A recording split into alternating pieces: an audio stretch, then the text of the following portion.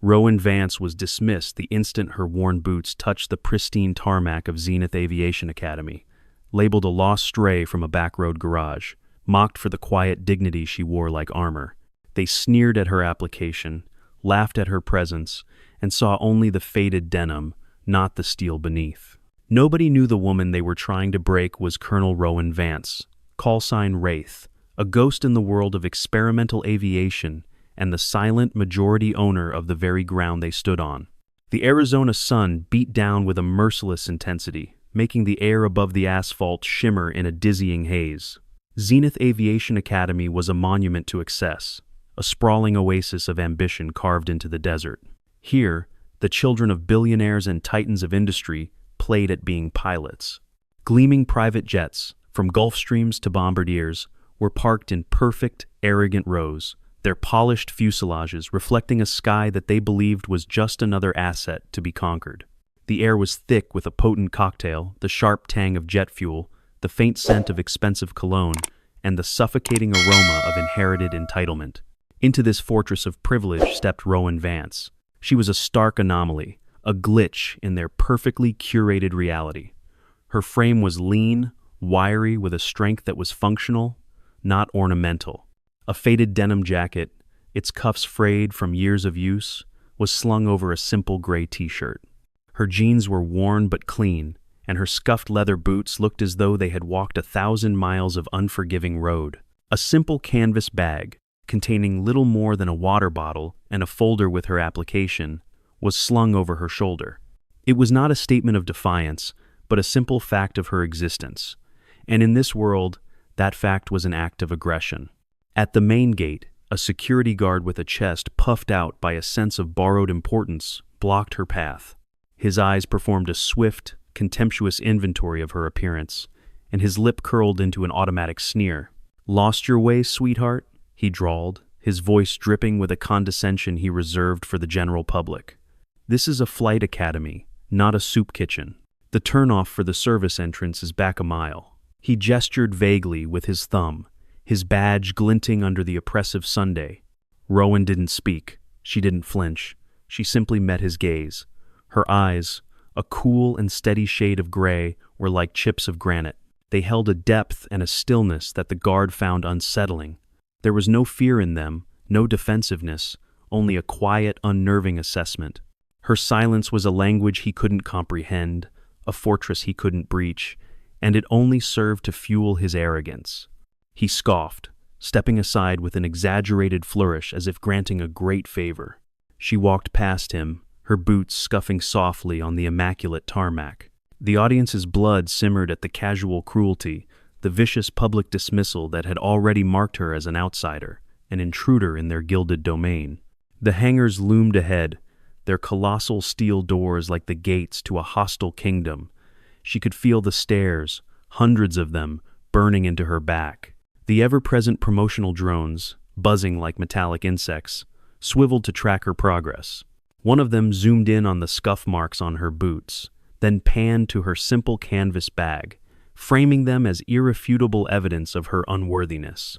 The crowd of trainees parted as she approached, creating a corridor of judgment. They were a glossy tableau of America's next generation of elite. Corporate scions with easy smiles and colder eyes, trust fund pilots who treated million-dollar aircraft like sports cars, and socialite thrill-seekers for whom a pilot's license was the ultimate accessory. Their whispers followed her, a sibilant, mocking rhythm that echoed across the sun-baked asphalt. "Did you see her boots? I think my gardener wears better. Probably here to apply for the janitorial staff. That bag looks like it's seen better days, and those days were in a dumpster." Rowan's stride never faltered. Each step was deliberate, unhurried, carrying her toward the main registration hangar. Her unassuming demeanor, however, made her functionally invisible to the ruling class of Zenith. To them, she wasn't a person. She was a smudge on their polished world, a piece of grit in their well-oiled machine, and they were collectively determined to wipe her away before she could so much as touch a control yoke. As she reached the gleaming registration desk, a new circle of predators gathered. This group was led by Blair Sterling. The daughter of the Academy's biggest donor, Blair, was Zenith's undisputed queen. She was immaculate, in a custom-tailored flight suit that probably cost more than Rowan's entire wardrobe. Her blonde hair pulled back in a severe, perfect ponytail. Diamond studs glittered in her ears, and a pair of designer aviators were perched on her head. Her entourage of sycophants mirrored her contemptuous smirk. Blair was a social media influencer, and her drone-mounted camera was already live-streaming to thousands of followers. She stepped forward, positioning herself between Rowan and the registration clerk, her voice a venomous drawl designed to carry. Well, what do we have here?" Blair announced, her smile a slash of bright, cruel lipstick. "Our very own charity case, thinking she can register for our camp." She gestured theatrically at Rowan's attire. "That jacket is practically screaming for retirement, and the bag, honestly, it's an insult to Zenith's prestige. #, Garage Pilot." A chorus of sycophantic laughter erupted. Someone in the back shouted, #, Lost Cause. Rowan's gaze shifted to Blair, her expression unchanging. She made no move to respond, her silence a stark contrast to Blair's loud, performative cruelty. This only emboldened Blair further. "Sweetie, this is a paradise for pilots. A place where the elite soar," Blair continued, stepping closer, invading Rowan's personal space. "This isn't a place where you come to fumble with your thrift store dreams. You're polluting our airfield just by standing here, looking like you wandered in from a scrap heap. Why don't you do us all a favor and shuffle back to whatever garage you crawled out of, before you waste a slot that a real pilot could use?" The influencers roared, their approval echoing through the cavernous hangar. One of them tossed an empty, high-end energy drink can that clattered at Rowan's feet. The camera zoomed in, capturing the can next to her worn boots, a perfect little vignette of their perceived class divide. Through it all, Rowan stood impassive, a rock in a current of venom. She simply shifted her weight, took a small step to the side to bypass Blair, and placed her application folder on the polished counter in front of the wide-eyed clerk.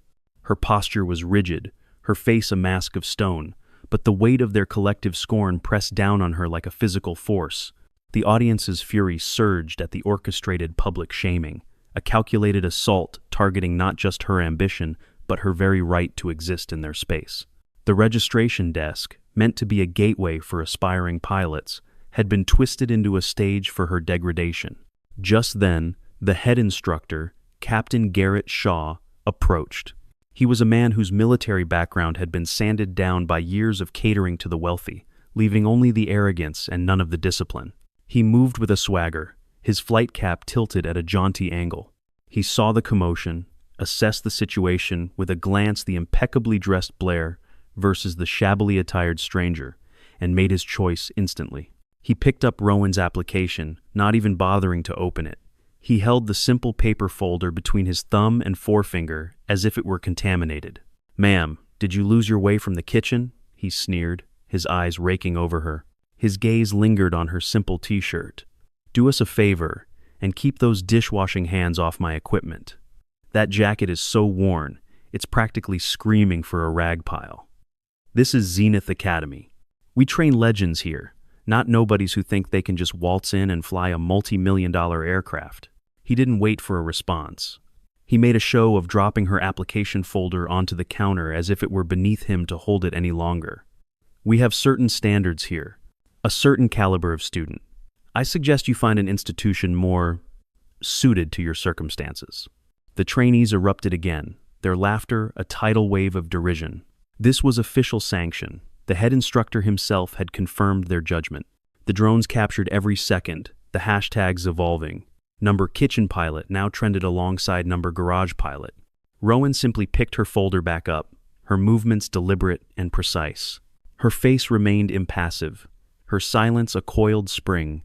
The audience's rage boiled over at the ruthless public dismissal, a coordinated attack by both peers and authority aimed at utterly erasing her from the airfield. She tucked the folder under her arm, and without another glance at the jeering crowd, walked toward the briefing boards lining the hangar wall. She stood before a large screen displaying emergency flight protocols and complex approach patterns for the local airspace. She began to read, her eyes tracing the intricate diagrams, her mind absorbing the data. She was no longer just an object of their scorn, but an active participant in their world, and this seemed to enrage them even more. A new group, this one composed of trust fund pilots in bespoke flight suits emblazoned with family crests, surrounded her. Their laughter was a barbed wire fence, cutting through the hangar's buzz. A tall, slick-haired man with a diamond-encrusted lapel pin stepped forward. "What's this? A street rat thinking she can read our protocols?" he sneered, waving his monogrammed flight log like a scepter. "Those jeans are so faded they're practically begging for charity. And that t-shirt, it's an insult to the legacy of Zenith." His friend added, "This is an airfield for titans, where we command the skies, not for you to come and gawk with your sad little bag. You're defiling our camp just by breathing our air, darling. Why don't you scurry back to whatever slum you call home before you ruin our briefing with your clueless stare?" the first one concluded. The group roared. They started flicking crumpled paper checklists at her feet, a petty, relentless barrage that echoed through the hangar. A tech billionaire in a silk scarf, observing from a distance, gave a smirk of approval, fueling their cruelty. The cameras panned from the paper at her feet to her face, hungry for a reaction, for a tear, for any sign that they had broken her. They received none. Rowan continued to study the briefing board, her posture unyielding. Her silence was a fortress, and their venomous words shattered against its invisible walls. But inside that fortress, the injustice was being catalogued, every insult noted, every sneer filed away. The audience's fury erupted at this coordinated public assault that now targeted her competence and her very right to learn. The briefing board, a tool for education, had become yet another stage for her degradation. Each word was a dagger aimed at her heart, live-streamed to the camp's followers for their amusement. They saw a stray, a smudge on their polished world. They saw a charity case, a kitchen pilot, a nobody from a scrap heap. They saw everything but the truth. They were blind to the cold, calculating mind behind those granite eyes. A mind that was not just reading emergency protocols but was also running a full diagnostic of the Academy's toxic culture. They saw a victim to be tormented. They were about to learn that sometimes the quietest storms are the ones that reshape the entire landscape. And a storm was coming for Zenith. Captain Garrett Shaw watched Rowan Vance stand before the briefing board, her focus absolute, her presence an intolerable act of silent defiance. She wasn't cowering, she wasn't pleading, she was learning. In the face of their collective scorn, she had the audacity to prepare herself, and this was an affront he could not stomach. His authority, built on a fragile foundation of bluster and the deference of the wealthy, was being challenged not by an outburst, but by a whisper of competence he could not intimidate. He needed to extinguish it, publicly. A cruel, theatrical idea began to form in his mind. The Academy's state-of-the-art simulators were not just training tools. They were instruments of judgment. They could reveal the tiniest flaw in a pilot's technique, or, in the right hands, they could be used to manufacture failure on a spectacular scale. He clapped his hands together, the sound sharp and commanding, drawing every eye in the hangar. "All right, that's enough gawking," he barked, his voice echoing off the high ceiling. He strode toward Rowan, his boots clicking with purpose on the polished concrete. A smug, predatory grin spread across his face. "You seem eager to learn our protocols, ma'am. But at Zenith, we believe in practical application. Talk is cheap." He stopped directly in front of her, forcing her to turn from the board. "We have an open slot in the F-35 simulator. A simple takeoff, circuit, and landing sequence. A chance to prove you're not wasting all of our time." It wasn't an offer, it was a gauntlet thrown down. A wave of excited murmurs swept through the crowd.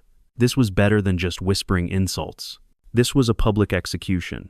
The audience's blood ran cold with anticipation. They knew this was not a test, but a trap. Blair Sterling's eyes lit up with malicious glee. She saw the opportunity instantly. Her own simulator scores were mediocre, propped up by Shaw's fawning instruction, but she excelled in the art of social destruction. She subtly caught Shaw's eye and gave him the slightest of nods, a silent, co-conspiratorial signal that he eagerly returned. The fix was in. Rowan's gray eyes met Shaw's. She saw the trap, laid bare and obvious in his smug expression. She knew the machine would be her enemy, that the entire exercise was designed to humiliate her. But refusing would be seen as cowardice, an admission of the inadequacy they had already assigned to her. So, she gave a single, curt nod. Fine. The single word, spoken with no trace of fear, seemed to hang in the air. The crowd, expecting a stammer or a protest, was momentarily silenced. Then, their jeers returned, louder than before, fueled by her unnerving composure. The walk to the simulator bay felt like a prisoner's final march. The trainees followed, a chattering, mocking entourage. Blair and her friends led the procession, their phones held high, broadcasting every moment. "Place your bets, everyone," Blair narrated for her live stream audience. "I give her 30 seconds before she plows it into a virtual mountain. #number simulator slaughter." They reached the simulator pod, a sleek, futuristic sphere mounted on a powerful hydraulic system. It looked less like a training device and more like a high-tech coffin. One of Blair's friends, a lanky heir to a tech fortune named Chad, sauntered over to the instructor's control panel under the pretense of getting a better look. Shaw turned a blind eye, feigning interest in a conversation with another sycophantic trainee. With a few deft taps on the touchscreen, Chad and Blair began their digital assassination. It was a vicious, coordinated effort. "Max out the Desert Storm turbulence," Blair whispered, her finger hovering over the setting. "Let's see how our little grease monkey handles a zero-visibility crosswind." Chad grinned, adding a 50% input lag to the control yoke. "She'll be flying a ghost."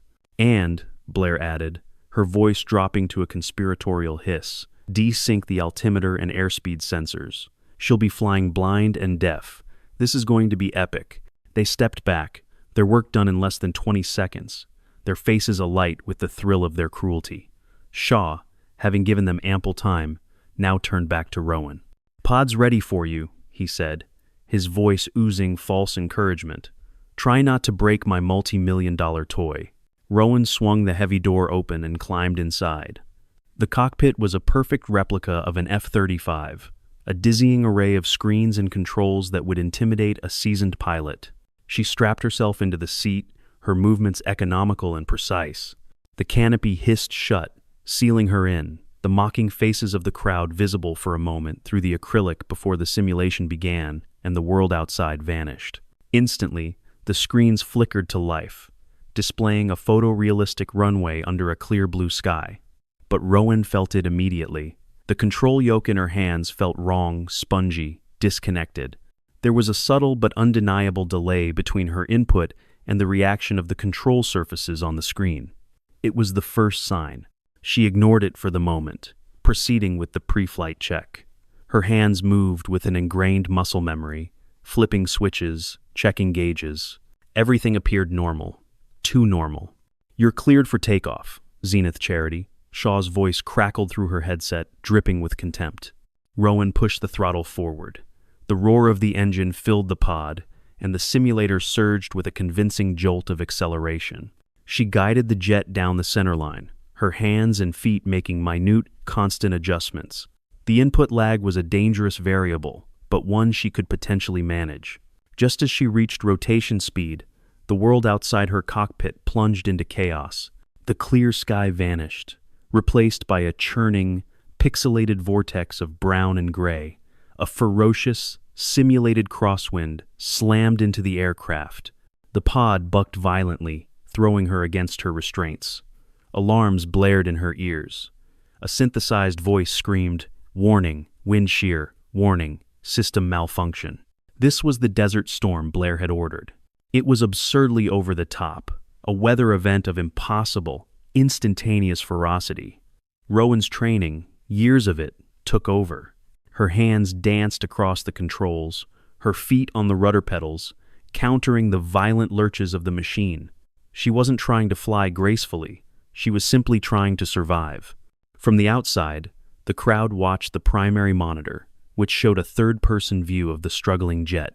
They roared with laughter. "She can't even keep it straight. Pull up, you idiot, pull up." Did she just try to do a barrel roll in a sandstorm? But inside, Rowan knew the truth. The system was screaming lies. The wind shear was fake, but the input lag was real.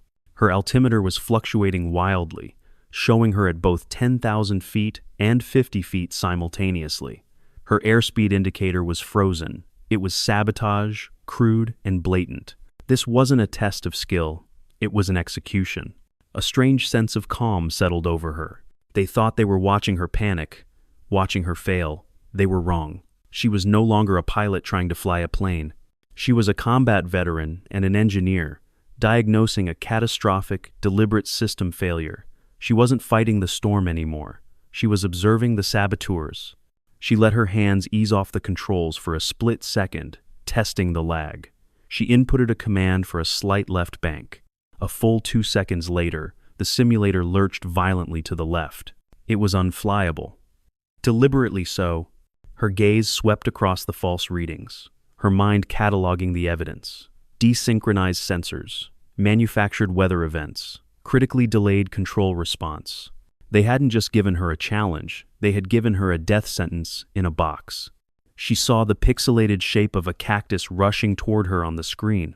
With the controls responding as they were, there was nothing to be done. She did not brace for impact. She did not cry out. She simply watched it happen, her face a mask of cold, analytical calm. The screen went black. A screech of simulated, tearing metal shrieked through the speakers. Then, silence. Across the monitor, visible to the entire hangar, the word failure blazed in crimson letters. The hangar exploded. Laughter, jeers, and applause echoed off the walls. It was a tidal wave of triumphant scorn. Blair Sterling was beaming, soaking in the glory, blowing a kiss to her live stream camera. "Told you so," she crowed. Back to the junkyard she goes. #number crash and burn. The pod canopy hissed open. Rowan unstrapped herself and stepped out, her expression as impassive as it had been when she entered. The sudden silence that fell was more damning than the noise. They had expected tears, excuses, shame. They saw none of it. Her stillness unnerved them, robbing their victory of its sweet, emotional payoff. Garrett Shaw, however, was determined to have his moment. He strode forward, snatching her application folder from the registration counter where she had left it. He held it up for all to see. At Zenith Academy, he boomed, his voice dripping with finality. "We do not tolerate incompetence. We do not have time for hopeless causes." He held Rowan's gaze, a cruel smirk twisting his lips. Then, with slow, deliberate theatricality, he tore the application in half. The sound of tearing paper was louder than a gunshot in the suddenly silent hangar. He tore the pieces again and again, until they were nothing but shreds. He let the confetti of her ambition flutter from his fingers into a nearby trash can. "You're done here," he snarled, his voice low and vicious. "Get off my airfield." The crowd erupted once more, their cruelty validated, their hierarchy affirmed. Rowan Vance stood for a moment, a solitary, silent figure in a sea of jeering faces. She looked at Shaw, at the triumphant Blair, at the laughing crowd. Her gaze was not one of defeat. It was the gaze of a judge who had heard all the evidence she needed. Without a word, she turned and walked toward the exit. The taunts and hashtags followed her, a relentless barrage of digital and verbal stones. But as she shouldered her simple canvas bag and stepped out of the hangar, away from the artificial chaos of the simulator and into the honest, cleansing heat of the Arizona sun, she allowed herself the smallest, most imperceptible of smiles. The trial was over. Sentencing was about to begin. The following morning, Zenith Aviation Academy was transformed. The raw, dusty edges of the airfield had been polished into a glittering stage. White tents billowed softly in the desert breeze, and uniformed staff served champagne in delicate flutes that chimed with the clink of expensive watches. Today was the annual VIP demonstration show, a carefully choreographed spectacle designed to reassure investors that their money was being used to forge the future titans of the sky. Corporate tycoons, media moguls, and decorated military retirees mingled on the tarmac, their tailored suits and silk dresses a stark contrast to the rugged landscape. The air, once thick with the arrogance of youth, was now layered with the more refined, but no less potent, arrogance of established power. At the center of it all was Blair Sterling. She moved through the crowd with the effortless grace of a monarch in her court. Her father, a portly man with the perpetually flushed face of a lifelong tycoon, beaming at her side. Her livestream was active, her narration a self-congratulatory monologue about excellence, standards, and the rigorous training at Zenith. She made a pointed joke about how the academy had successfully weeded out the unqualified the previous day, earning a round of knowing chuckles from her friends. She felt untouchable, her social and professional capital soaring. Captain Garrett Shaw was in his element, preening under the appreciative gazes of the VIPs. He shook hands, accepted compliments on the Academy's pristine record, and retold a sanitized, heroic version of yesterday's events. In his telling, he was the firm but fair guardian of Zenith's legacy, forced to make a tough call to protect the integrity of his program.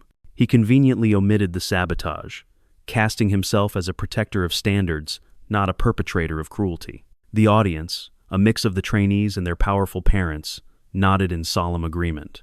The world was as it should be. And then the world broke. It began not as a sight, but as a sound. A deep, percussive thump that was felt in the chest more than heard with the ears. Champagne flutes vibrated on their trays.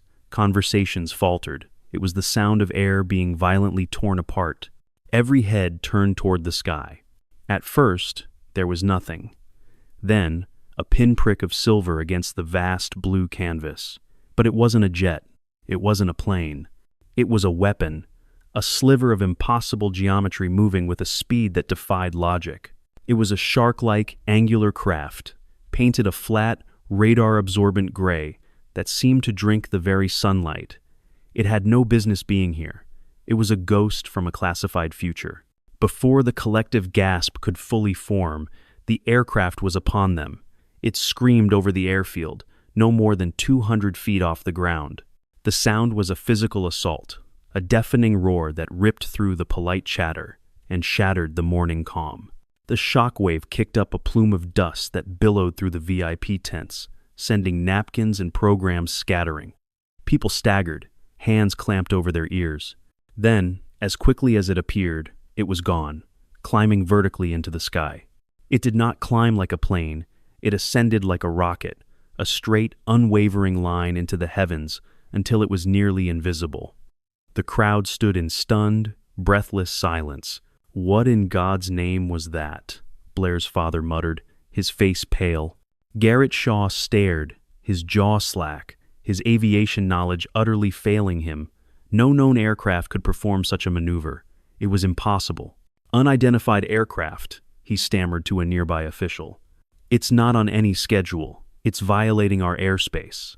Before anyone could act, the ghost reappeared. It fell from the sky, not in a dive, but in a controlled, deathly silent stall, twisting on its own axis like a falling maple leaf.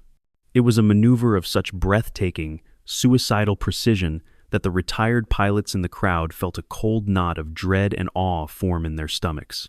At the last possible second, mere hundreds of feet from the ground, the engine roared back to life, and the craft leveled out, its nose pointed directly at the main hangar. It performed a third and final pass.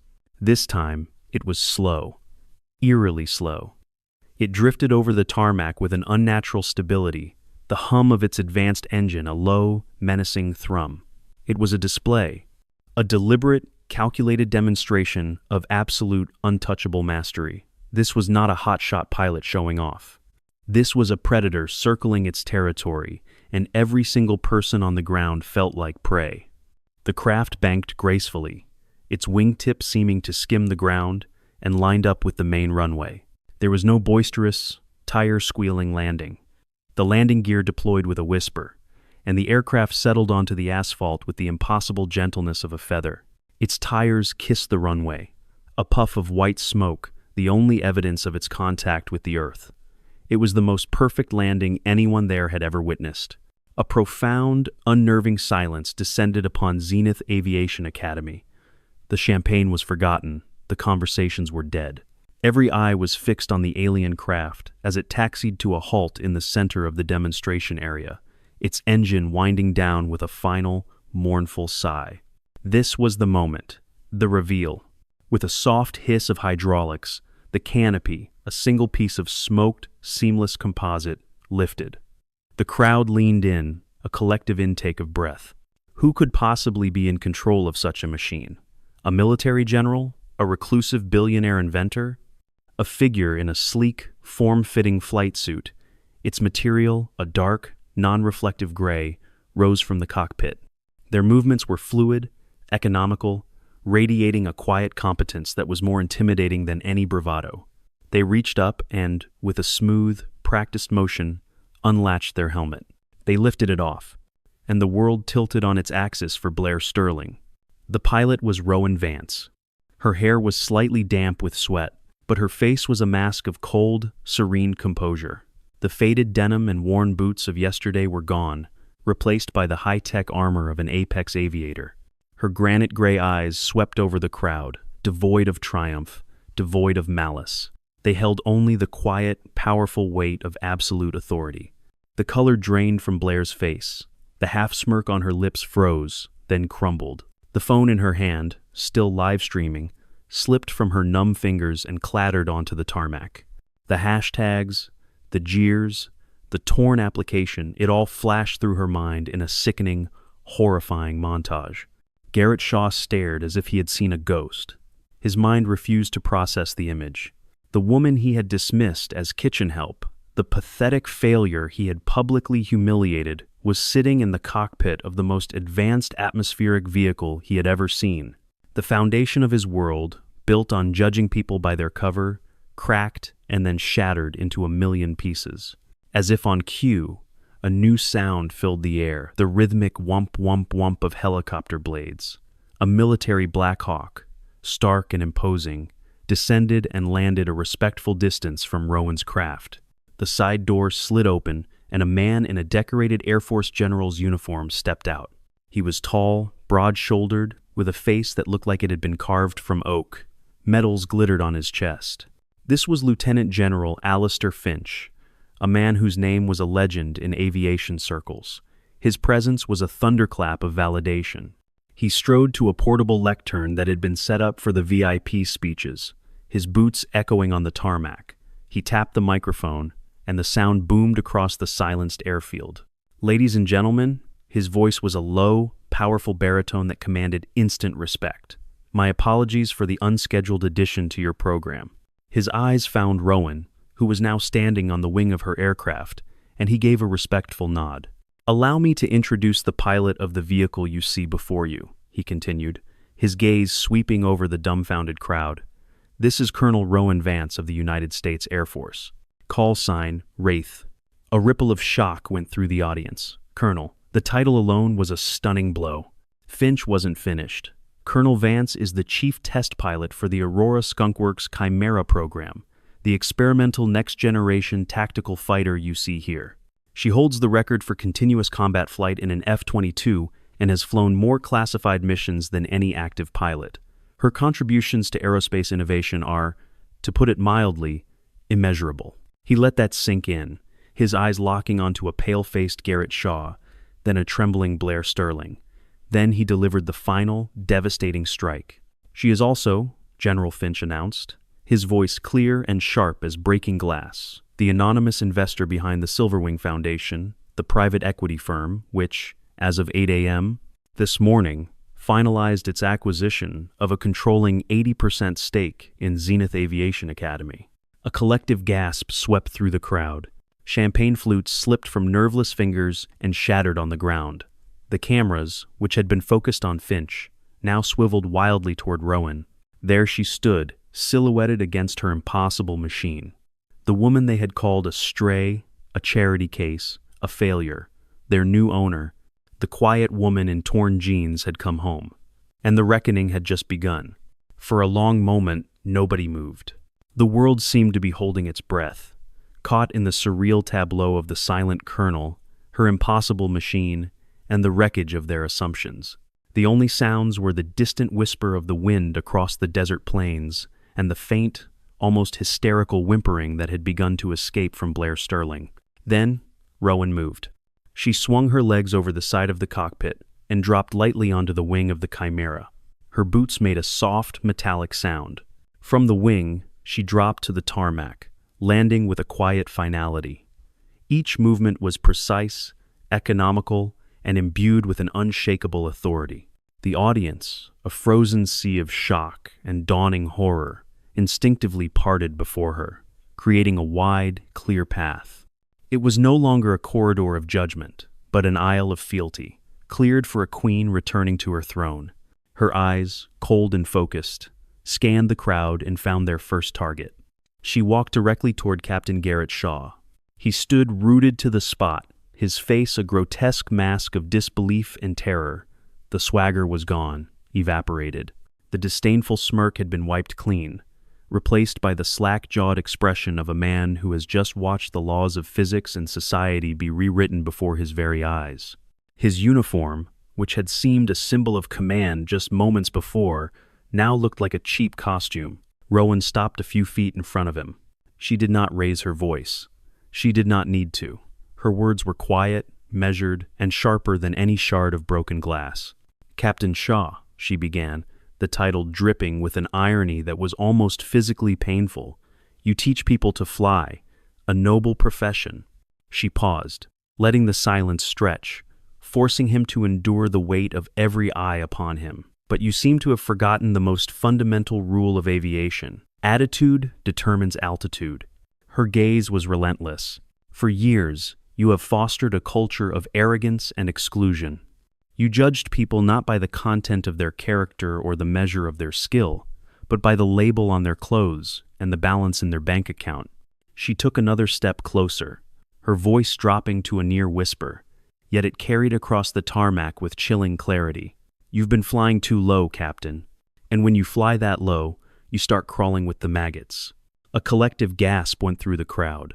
The insult was so precise, so poetically devastating, that it felt like a physical blow. Shaw flinched as if struck. The color drained completely from his face, leaving it a sickly, pasty white. He opened his mouth, but no words came out. What could he say? He had been weighed, measured, and found wanting by the very authority he claimed to represent. "Your employment at Zenith is terminated, effective immediately," Rowan stated, "not as a threat, but as a simple, unchangeable fact. General Finch's staff will escort you from the premises. Your name will be removed from every record and every plaque at this academy. You will be a footnote, Captain, a cautionary tale." She turned from him without waiting for a reply, leaving him to crumble in her wake. Her gaze swept past him and settled on her next target, Blair Sterling. Blair had sunk to her knees, her perfect facade utterly shattered. Her live stream camera lay on the ground beside her, its lens still capturing her tear-streaked, makeup-smeared face for the entire world to see. She was no longer a queen. She was a dethroned child, exposed and pathetic. Rowan did not walk toward her. Instead, she changed her trajectory, walking deliberately toward the trash can where Shaw had so theatrically discarded her application the day before. The crowd held its breath, wondering what she was going to do. She reached the can and paused, looking down into it. Then, she turned and walked back to where Blair was kneeling, her entourage having long since melted away into the crowd, deserting their fallen leader. Rowan stopped and looked down at the high-end energy drink can that had been tossed at her feet yesterday, which still lay on the tarmac like a piece of forgotten evidence. She nudged it with the toe of her boot. Then she looked directly at Blair, her voice devoid of all emotion. "You were right about one thing," Rowan said softly. "This place does have standards." With that, she turned her back on Blair, walked back to the trash can, and picked up the tattered shreds of her own application. She held them in her hand for a moment before letting them slip through her fingers, carried away by the desert wind like seeds of a new beginning. She then looked back at Blair one last time, her voice a quiet blade that severed the last thread of Blair's social empire. "Trash," Rowan said, her gaze flicking from Blair to the can on the ground. "Belongs with trash." It was the final blow. A choked, animalistic sob broke from Blair's throat. Her socialite empire, built on a foundation of cruel hashtags and curated contempt, had crumbled to ash under the weight of a single, quiet sentence. Having delivered her verdicts, Rowan Vance turned to face the assembled VIPs, the media, and the stunned trainees. She now stood as the undisputed power at Zenith. She took the microphone from a silent, awestruck General Finch. "My name is Colonel Rowan Vance," she announced. her voice resonating with a new, unwavering power. And as of today, I am in command. She looked out at the faces of the trainees who had mocked her, seeing not anger, but a profound and necessary fear. For too long, this academy has been a playground for the privileged, a finishing school for the arrogant. It has operated under the false belief that a person's worth is inherited, not earned. That ends now. Her words were clear, concise, and absolute. Zenith Aviation Academy will be restructured from the ground up. Tuition is abolished. Admission will no longer be determined by the size of your father's wallet, but by the fire in your spirit and the skill in your hands. It will become a fully funded, merit-based institution, seeking out the most talented and determined young pilots from every walk of life, especially those who have been told that the sky was not for them. She looked directly into the lens of a news camera. This will be a forge for the worthy, not a club for the wealthy. The jets you see here will no longer be toys. They will be tools for those who have earned the right to wield them. We will train warriors, innovators, and leaders. Her speech was over. It was not a plea or a proposal. It was a declaration of a new reality. The fallout was cataclysmic. Blair Sterling was expelled in disgrace. The video of her breakdown going viral and becoming a global meme for entitlement brought low. Her father's frantic attempts at damage control were useless against the tidal wave of public opinion. Garrett Shaw was blacklisted, his career obliterated. The trainees who had participated in the mockery were summarily dismissed, their applications to other elite institutions quietly rejected. In the weeks that followed, Zenith began its transformation. The gaudy branding was replaced with a simple, stark logo. The champagne was replaced with coffee. The culture of inherited pride was replaced by a culture of earned respect. The story of Colonel Rowan Vance, the junkyard ghost who had descended in a chariot of thunder to reclaim her kingdom, became a modern legend. She was rarely seen, but her presence was felt everywhere in the rigorous new standards, in the diverse new class of scholarship students who arrived with hope in their eyes instead of scorn, and in the quiet reverence with which everyone now looked at the sky. The Arizona sun began to set, casting a golden glow, not on an empire of privilege, but on a republic of flight. And at its center stood the woman who had reminded them all that the sky has no ceiling.